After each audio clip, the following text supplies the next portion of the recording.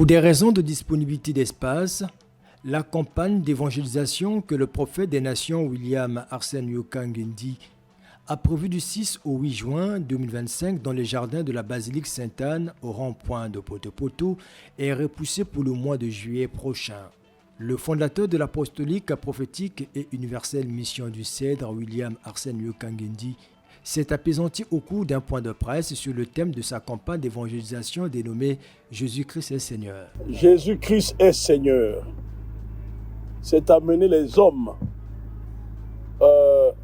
à bien saisir ce que c'est que la profondeur de ce que Jésus est Seigneur. Mais Seigneur pourquoi? Seigneur pour qui? Seigneur pour tout l'univers tout entier. Seigneur pour le monde visible et invisible. Et dans cette seigneurie, il agit puissamment, brisant les ténèbres, faisant passer les ténèbres à la lumière, brisant la mort, faisant passer de la mort à la vie et conduisant les hommes au salut. L'inspiration de cette est venue du fait que lorsque nous regardons la société, lorsque nous regardons tous ceux qui prient, mais Jésus-Christ n'est pas mis à cette hauteur de Seigneur. Jésus-Christ n'est pas mis à cette élévation qui est au-dessus de tout nom, alors que son nom, tel que nous dit la parole de Dieu, est au-dessus de tout nom. Aucun nom ne peut dépasser le nom de Christ, même pas le nom d'un ange. Et son nom est au-dessus de tout nom. Et aujourd'hui, les hommes prennent d'autres noms, le nom d'un ange quelconque, pour le mettre au-dessus de Christ. Et donc, il faut démontrer cette vérité-là avec puissance. Le but de cette campagne, c'est que les âmes viennent à Christ. Les âmes reviennent à Christ. Oui, bien sûr, il dit viennent et reviennent. Ça veut dire qu'il y a certainement des âmes qui ont cru, qui ont reçu le Christ, mais ils n'ont pas mis à la place du Seigneur.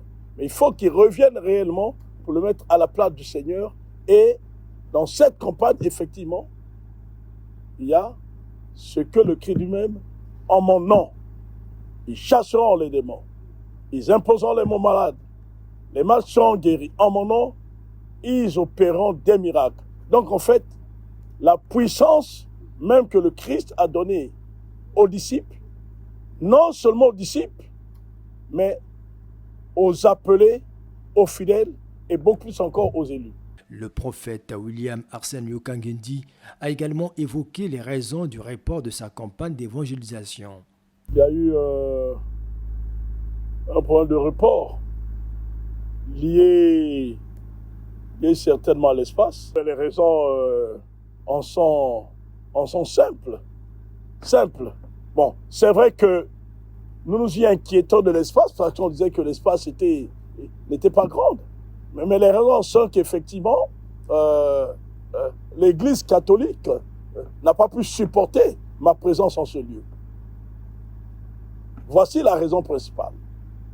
L'Église ne pourra pas supporter ma présence en ce lieu, mais il fallait qu'il y ait le report pour trouver un autre espace. Il y a une date de prévue. La date a déjà été retenue du 11 au 13 juillet. Le lieu sera communiqué ultérieurement. On s'y attend véritablement à ce que de grandes choses seront opérées, que la population purifie son cœur et se prépare à recevoir ce que le Seigneur des Seigneurs a réservé pour eux. Que Dieu bénisse le peuple congolais. Rappelons que l'apostolique prophétique et universelle mission du Cèdre est implantée un peu partout dans le monde.